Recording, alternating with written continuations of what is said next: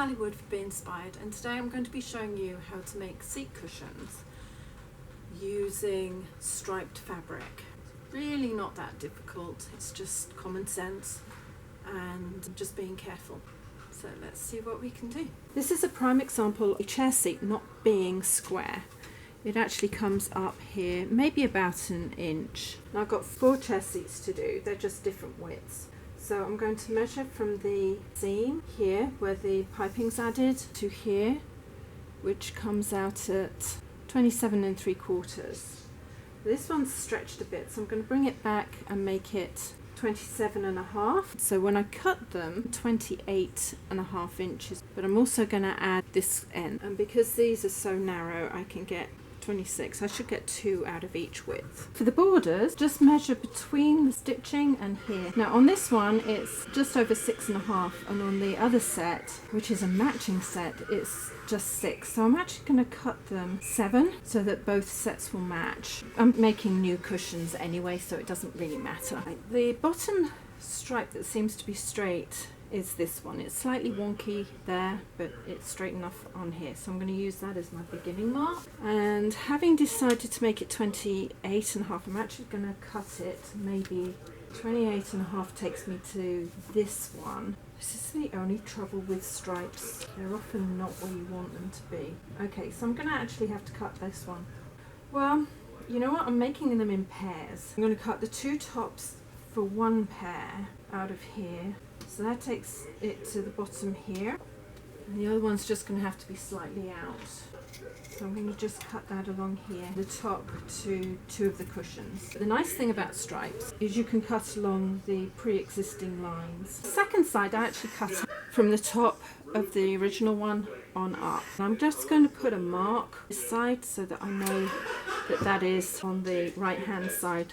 And when I cut this in half, I'll put the mark on there too. That's to make sure I get a pair. The second pair, 35.5 inches. The selvage is less than half an inch, so I'm going to include the selvage in my measurement. Pull that up to there and out. I am going to just cut up here. So this is the first of a pair, and the easiest side to measure up is probably this side. So if I run that on that selvage, hit 20 3/4. All I'm going to do is run 20 3/4 along the outside of this selvage, and I will be able to cut a straight line. Then I'm not trying to juggle too much. The other thing I need to do is also measure off this at 29. Now this sometimes varies, but usually not very much.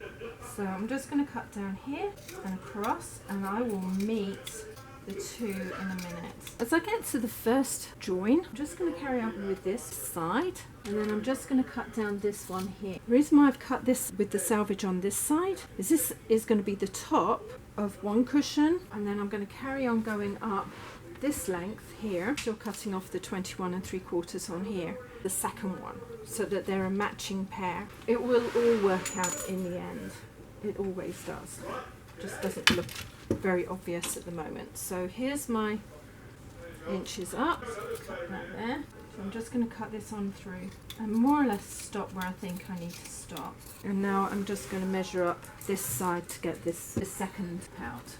So if you have to make alterations to something because you don't have enough fabric, make sure you do it on both sets of furniture so everything matches. Just coming up to this one, cut on up till they both join. And I'm going to go all the way along this one like this. Not wide enough to do a border, but it will be wide enough to do maybe some of the zip border. So I'm just going to cut this all the way along. So here again, this I'm going to use as the outside edge. The selvage is slightly different, so I'm actually going to take it from midway on there. So I had to cut it 35. So from there to here is my 35. Now again, from your cut mark, measure to the other selvage edge, and this is actually 20 1/4. So I'm going to use 20 1/4 to cut up this side, but I will first off mark my 29 inches along here so that I know where I'm ending up. And then I've got a pair that matches on one side and a pair that matches on the other for the larger ones. Then I don't have to mark which side I want to go from, I already know. Now I need 4 borders of the same dimension. Now on the first set I cut here, so if I go an inch over that and make the cut 7, I'm actually cutting midway down here, which is exactly where I need it to be. Match it up with the next one up and then cut midway through here. Should do it. So if I do it that way, I get my midway for the next one. It's a 7-inch pattern. I'm going to start collating these. Collating means to collect together. So I've got my selvage on that side of that one. Just make sure that these match up here. This is the bottoms of one pair, and I'm going to put them together so that I know that when I sew them there's a selvage at one end and selvage at the other. And then I'm going to put this one, which has a selvage that side, and this one with a selvage this side. This I also know is a pair. That is the 2 tops of 2 big cushions. It's going to fold that on top because this is the bottom of the 2 cushions. Put those to one side. Now this is a pair. I've just left them joined at the moment. I haven't separated them. Okay, so that's the bottom of a set and these are the tops of a set. So when I get round to cutting them, I'll know which ones I'm using, but that's one border for one and one for another. I'm going to add another border because I know they'll be short. So I'll roll those up. This I'm going to use as piping. Fold that over at 45 degrees like that. Now this I don't have to be quite so fussy about keeping it in line, so long as all the pieces are cut and facing the same way. And I'm just going to cut them at 1.5 inches wide. Once you get going you can cut a few out at the same time like this until you've used it all up. The first thing I'm going to do is chain these up. These are the lengths that I've just cut. I'm putting it on 2.8. Oh, now it's either too bulky or fire retardance is going to be a problem, but we'll find out. Place right angles, and I'm just going to carry on sewing across like this. I'm going to have to lift up every time by the looks of it. Well, that's going to slow the process down a little bit, but not too much, until I've got all of these sewn on. If I line that up, the pattern is not the same, but it is that way. So just by lining the pattern up like that, I know that that one's the next one to go on. I'm going to have it at right angles on the piping and then sew that across too. And then it forms loops like that, and I'll cut those up when I need them. I'm going to be using this piping foot. It has a groove in it, so the piping can just go through there and hold it better. To start off the piping, I'm going to place it there and then just fold the piping cover or the cord cover over the top, and I'm going to start about an inch in from the end so there's enough fabric for it to pull through, and I'm going to put it up to the biggest stitch possible, pinch in and then just sew. This is such thick fabric. When you come to the first join like that, split the stitching, then it takes the weight off it because it's quite heavy fabric, and then as you get closer, open the seam up like this, make it flat, and then keep it open as you fold the fabric over. Unfortunately, this is such thick fabric that although you've spread the bulk out of the way, it's still going to be bulky. It's just one of those things. So kind of fiddle it until you get it as tight as you can. This is going to be an interesting make with this little machine. And then carry on going to the next join and so on. When you think you've got enough piping for one side of the cushion, stop, attach it, and then start your piping again. All I've done is I've folded over the top fabric, the one that I'm going to use on top. I'm going to cut this in half along this fold. That's the easiest way to cut it, in half. I've leveled 0 with the edge of the chair seat, and I'm measuring across to 26 3/4 on this edge. Just cut down here until I've gone all the way across. The lines might wobble slightly, but they should be pretty straight. And then I'll do the same to the other side in a minute. This is the first side, and then this is the other one that I need to trim up.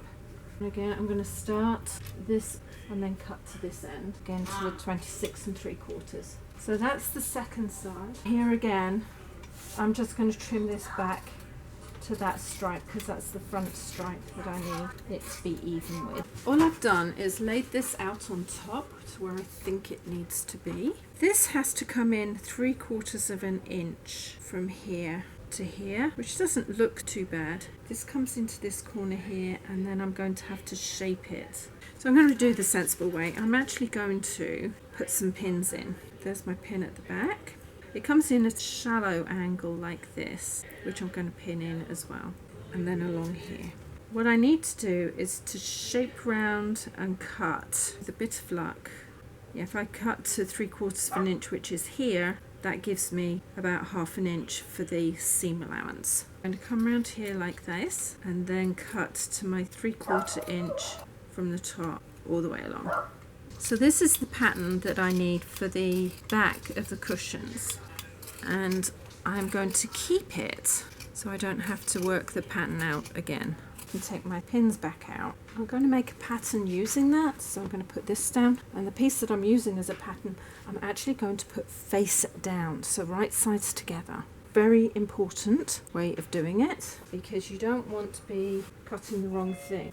It should be all level. All I'm going to do, adjust that so it's right where I need it, and then I'm going to just cut down here like this and across. Now I have a pair of top cushions for the smaller ones. In order to make sure you have a pair that is going in the right direction, match the selvages together and then recut. Because I've actually cut it this way, I can only do it one way, but on some fabrics, if you're not careful, you might get the shading going the wrong way. So I always cut them as pairs, and I always try to make sure that I've got a selvage to denote which is the, what I would call the outside of the cushion. That would be the bit that goes towards the arms, and where there is no selvage, that goes towards the center. Now, if this had a pile that went up and down, I would mark the bottom. I usually take a corner off. The advantage of cutting them out as pairs is then you work on them as pairs. So I'm going to put the piping around the tops, having made sure that none of these joins is on a corner, otherwise it's going to be very bulky going around. So just make sure that on each side that they're well away. And then I'm going to start on the back. This fabric is running at 1/2 an inch, although I cut it at 1.5 because of the volume there. The raw edge is not going to run in line, so your 1/2 inch is determined by here, so I'm going to let that run, and this will follow. I need to leave a decent amount there for the join, and now I'm just going to carry on sewing.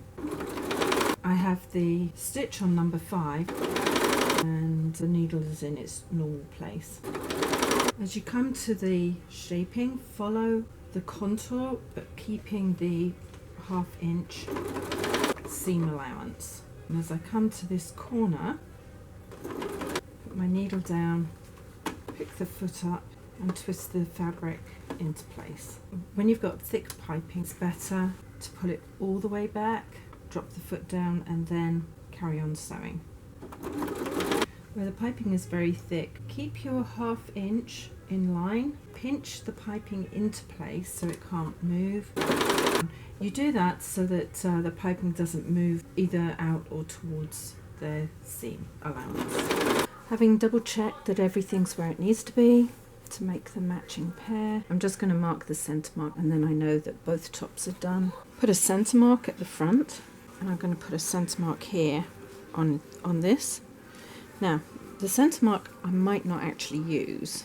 It's just a guideline in this case. Because I start sewing in the centre on these cushions, if it walks, I've got enough fabric here to pull against and line it all up. Having marked the centre and the centre of this fabric, I'm actually not going to line it up. I'm going to find the lowest point, which is here, and here on here, and then it starts going up. So those are the marks I'm going to line up. Actually, it's very close. Let's slot that underneath. I'm going to move the needle across this way by 1 and the stitch length down to 3.5, although really it doesn't matter. Double check my alignment. Okay, so it's a little ways off because I ended up having to go for the highest one, which is here. That's more in keeping, easier to see. Slot that underneath like that, and then just sew from the center front, which as I said is almost in the center, on round to the back. If I keep the fabric taut, it compresses everything down and it should be easier for my sewing machine to sew through it. Go to the next part and line that up, and again pull it taut.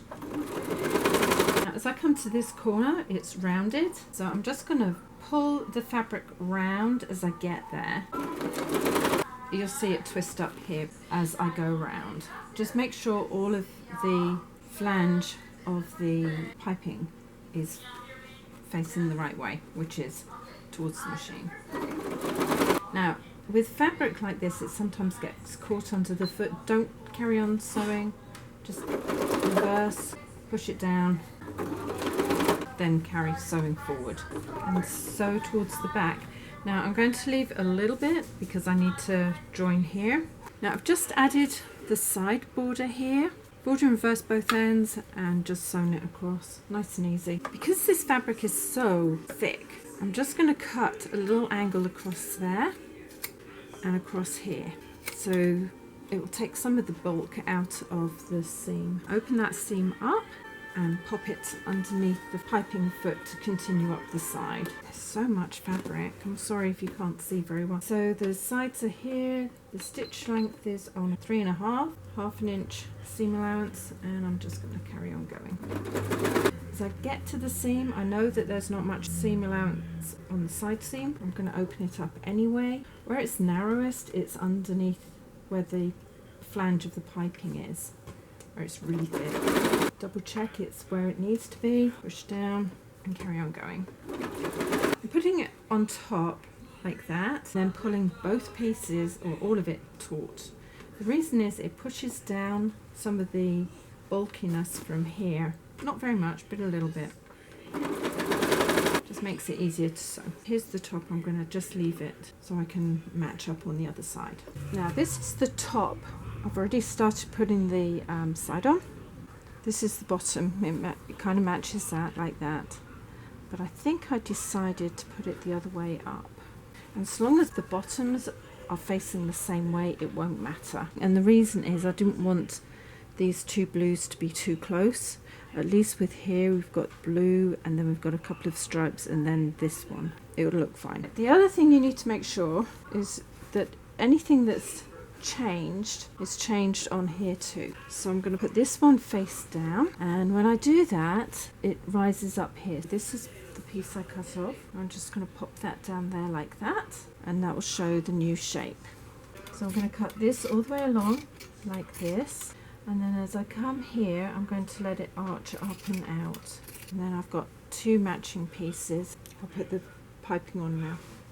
Make sure that you still have it as a pair. So there's the short side here. If I fold that back, that goes up and that goes up. If you've got lots of cushions, it's easy to get them muddled up. When I want to measure for the width of the zip border, I fold the seat border in half like that, and add half an inch. So I'm going to make the seat border 4 inches wide. I need 2 strips. This is nice and easy, 4 inches, and it went in between 2 of the stripes. I'm going to be sewing the zip in, and I use a zip foot like this, and you can sew either side. If I fold that over to there, that's about half an inch, which I'm going to pop underneath there. The zip, which is continuous zipping, and put down on top.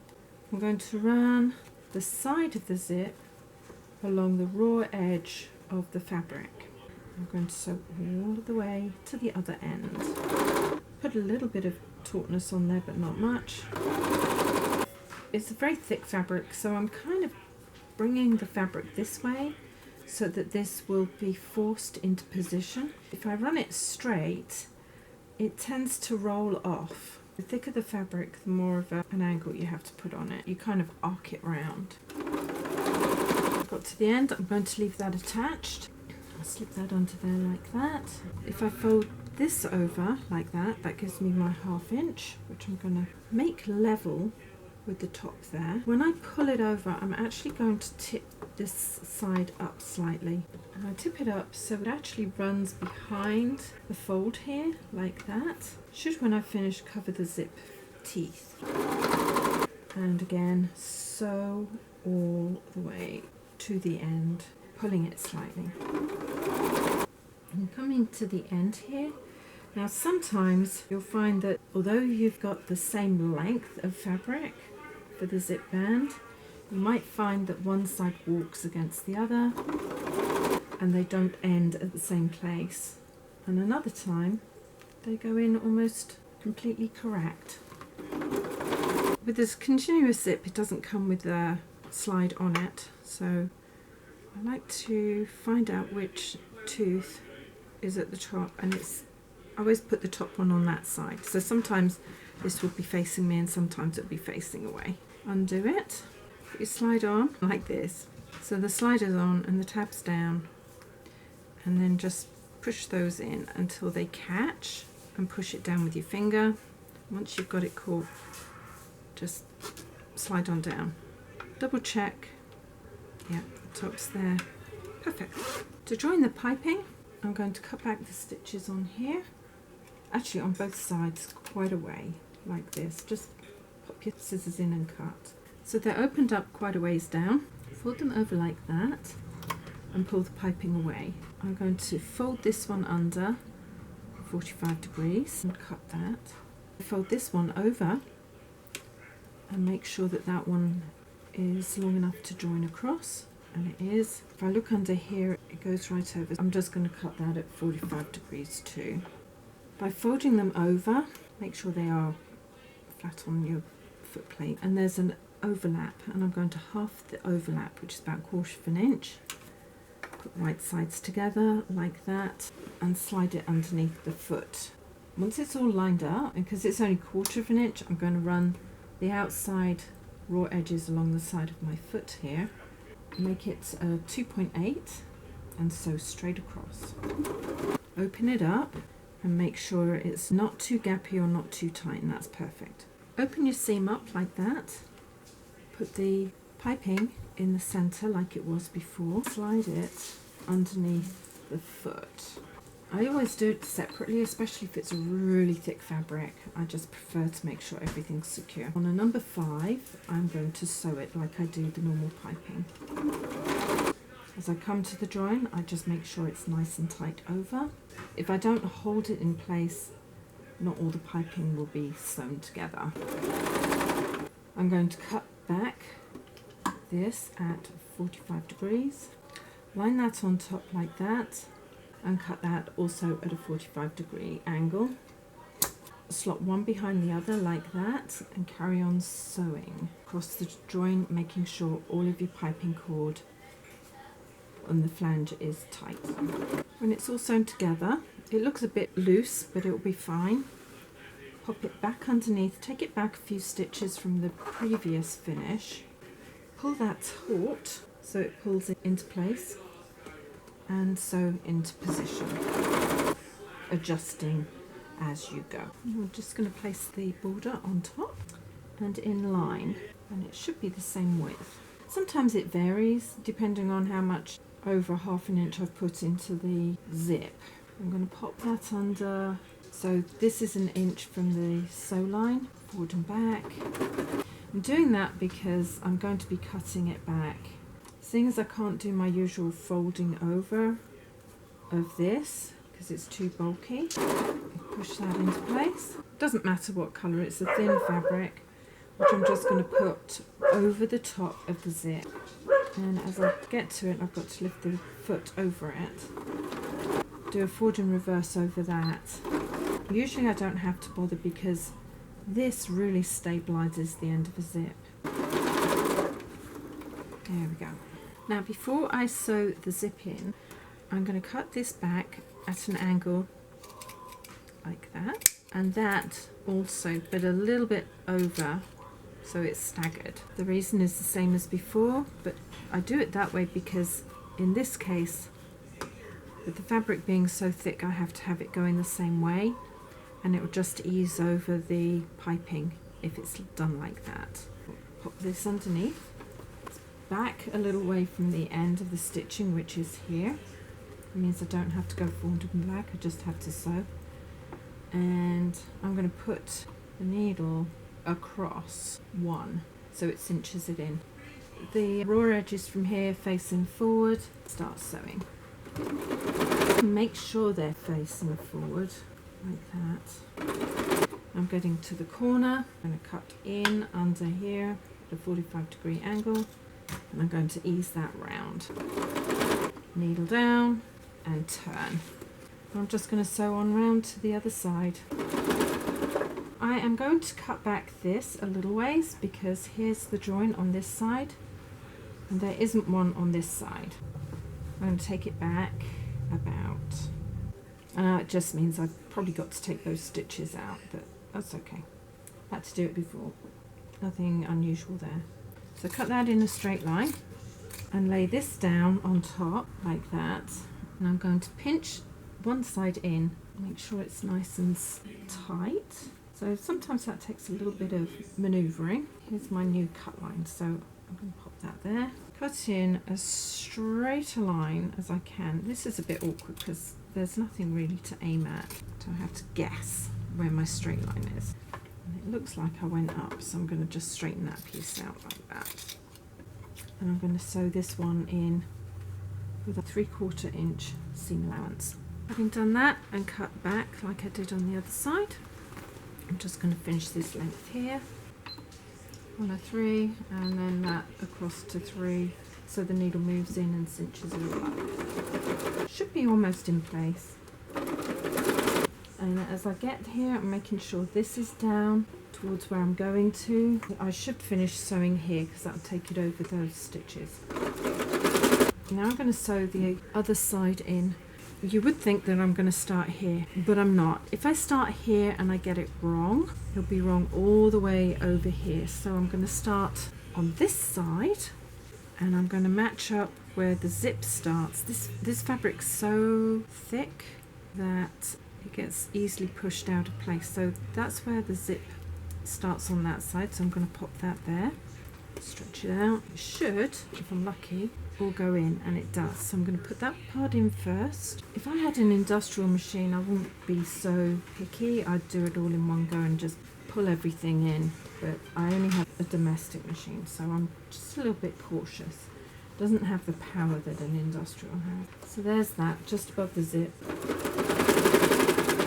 Now this side is in, all I'm going to do is I'm going to go back. I'm going to pop that up there so it matches here, and take it back a good maybe 5 or 6 inches to here, and sew that in. Straighten out the border so it's all in a straight line. I know I'm going around, but that's what needs to happen. And when you get close enough, cut it at the 45-degree angle underneath towards that corner and sew on up. Needle down, foot up, and twist it into place. Now the last part is actually to go all the way back to the beginning of this and to sew on round, which means that if any of this is out, I've got all of that length to pull it back into place. It's easier to work on the second side than it is to work on the first. Pop that under here and sew. Make sure any seam is where it's meant to be, not where it thinks it needs to be. Aim towards the corner. I'm going to open the zip, and there's a little mark there which I'm going to put my finger in and open it. Do not open it on the other side, otherwise you've got to start all over again. I'm going to just check all of my seams, cut out things that don't need to be there, like that.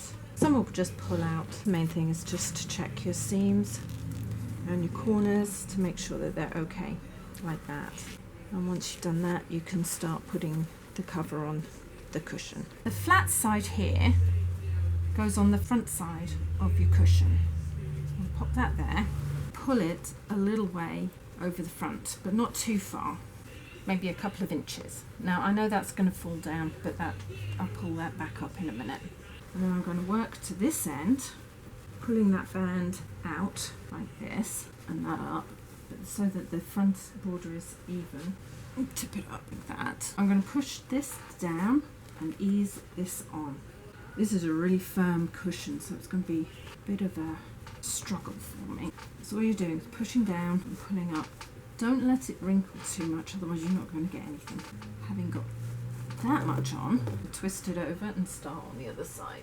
The trick is to keep the piping straight on these corners. So you really need to get it where you want it before you get it all on there.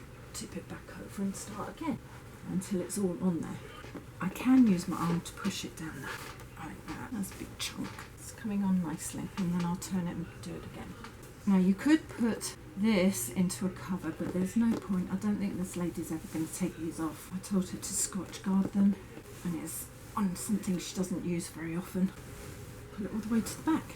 With the zip end, I'm going to pull back up here and push it down. Put your finger underneath so you push the dacron back, otherwise sometimes it gets caught. And then just ease your way around as you go. You sometimes have to pull up from there, and just push. It will all go in eventually. Make sure you push the dacron back so you don't get it in the zip.